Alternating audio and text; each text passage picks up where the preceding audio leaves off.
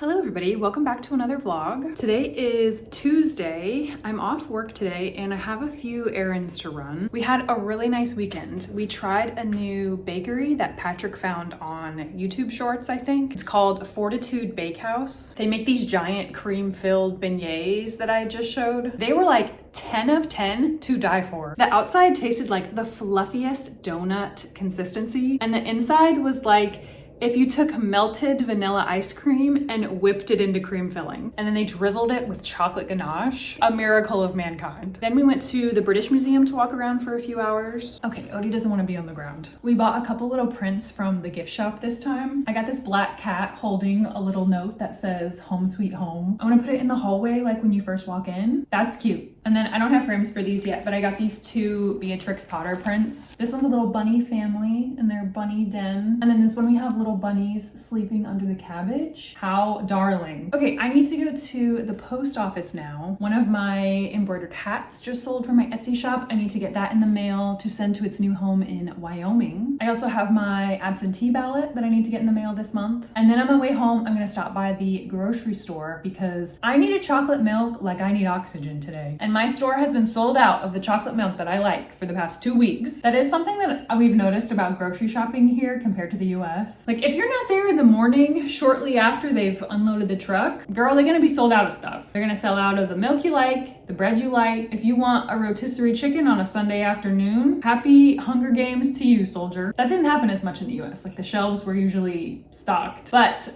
our food also has like a longer shelf life there because of certain preservatives and chemicals that they put in the food. But when I can't get something here, I get a little bit frustrated. I'm like, guys, are you sure you don't want preservatives and microplastics in your chocolate milk? It's not that bad. I'm kidding. Okay, let's go.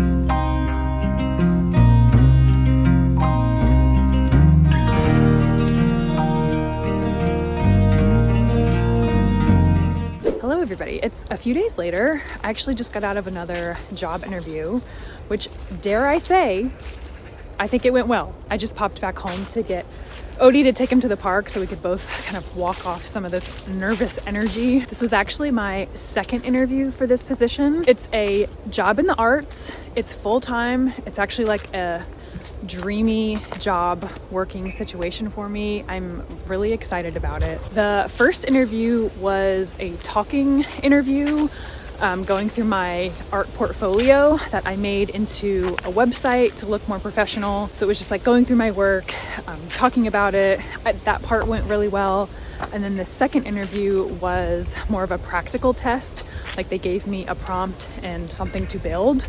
And I think I did well. I actually really hit it off too with the girl who was interviewing me today. After the practical was over, I sat and chatted with her for like 2 hours afterwards. Not in a like weird, creepy way, just in like we hit it off and we were talking about her life and the art jobs that she's had in the city over the years and where she's moved to. It was just really nice. Like I got good, friendly vibes from her. I'm also trying to not get my hopes up and manage expectations because I know the position is highly competitive. Like a lot of other people interviewed for it. Certainly people more qualified than me. So I am trying to manage my expectations about it. But I feel really good about what I did. I think I did the best that I could given the circumstances. So I'm at least proud of myself for that and for getting this far into it. I hope the universe will give me a win on this one, because I could really use it. I could really use a job win right now. Tomorrow is Saturday. Patrick and I are both off work. So I want to find some kind of fun autumnal activity for us to do. They don't go super hard for Halloween here in the UK. There's some decorations around town, but Honestly, I see more Christmas decorations already than I do Halloween, but I'm not ready to move into Christmas yet. I want to enjoy autumn. I love Halloween. I don't want it to be over yet. So I want to find something, maybe a pumpkin patch or some kind of other fall themed thing that we can do. I'm going to do some Googling when I get home and see what I can find. Hello there. Good morning. It's the next day. I don't think we're going to go to a pumpkin patch, unfortunately. I looked online and the closest one seems to still be about an hour and a half away. And even that one was not like a pick your own pumpkin patch kind of thing. It was more like a field littered with pre-picked pumpkins, which is fine, still fun, would still like to do it. But I also just don't want to spend 3+ hours on the train and on the bus today. So change of plans. It looks like it's gonna be a beautiful day. We're gonna take a nice walk in the park with Odie and then initiate what's kind of become our recent weekend routine, which is I pick a museum and Patrick finds a bakery or a restaurant around that museum for us to try. But today we're actually going to a museum that we haven't been to yet. One of my favorite paintings of all time is called Ophelia. It's a I think 1800s oil painting by the artist John Everett Millay. English painter. He was one of the founders of the like pre-Raphaelite art painting era. Ophelia is a character from Shakespeare's Hamlet. And if you don't know, I'm sorry to tell you this, but she drowns in the river. And that's what this painting depicts. And I learned that the painting lives here in London. It's at the Tate Britain Museum. So that's where we're gonna go today. I'm gonna go get to see Ophelia in person. I'm very excited. It's gonna be a good day. Let's do it.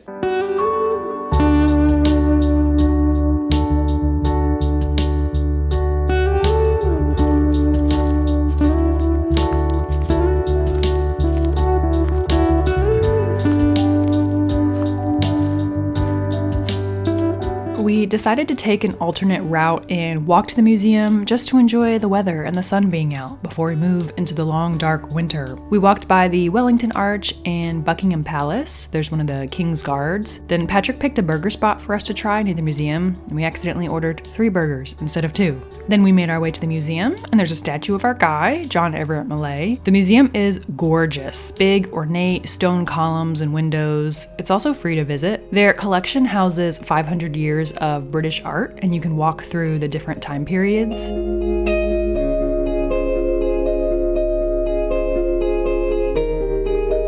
I saw this very famous painting, which I didn't know was here.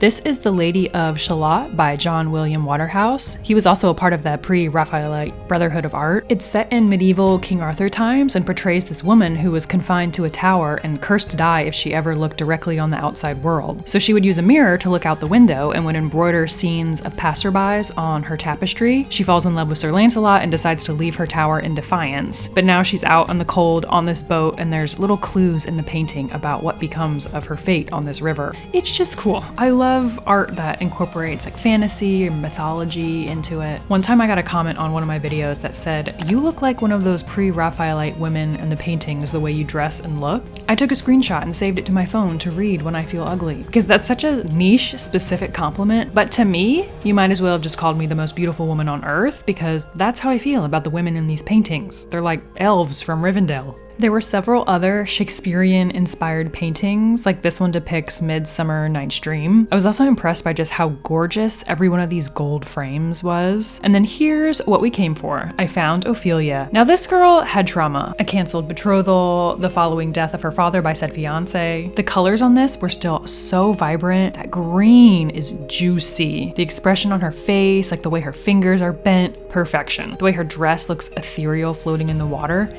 It's just masterful. If there's any UK-based fantasy photographers who want to do an Ophelia-style photo shoot, you just let me know. I will float in the frigid waters for you.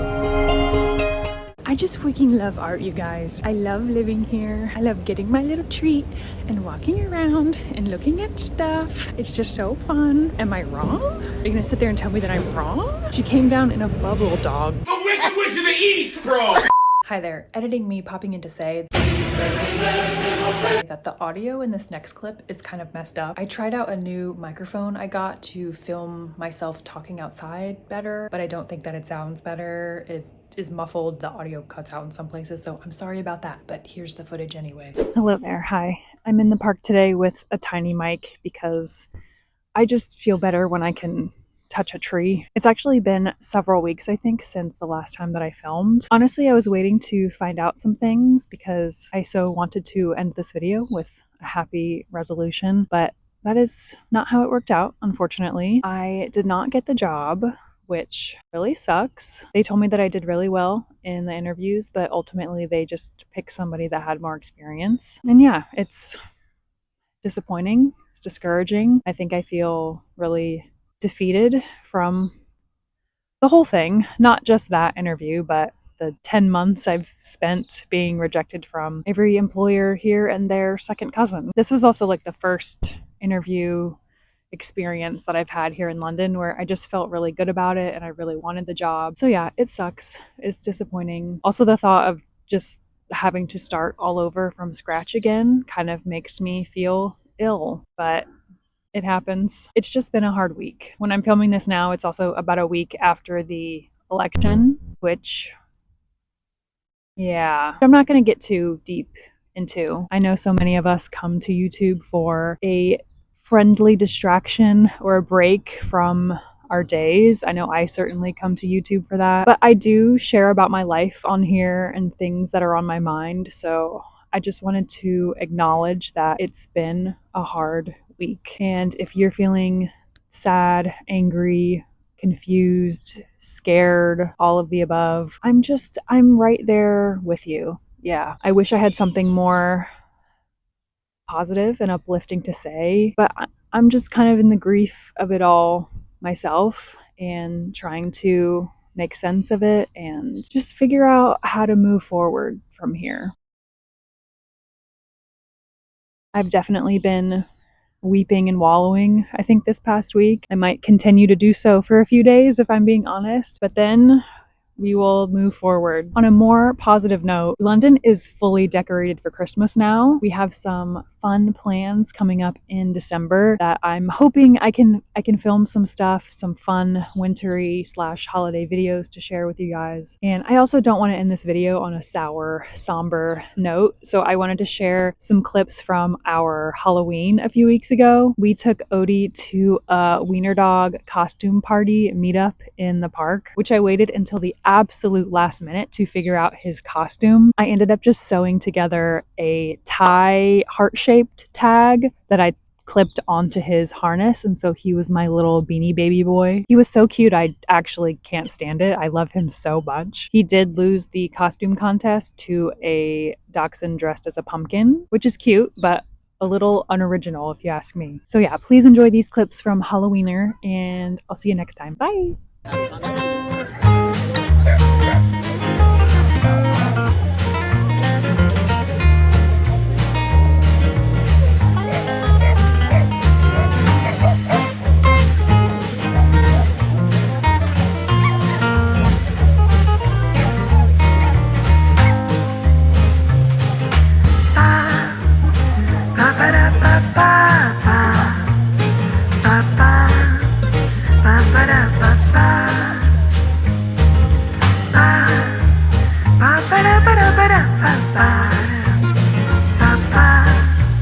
Ba-ba-da.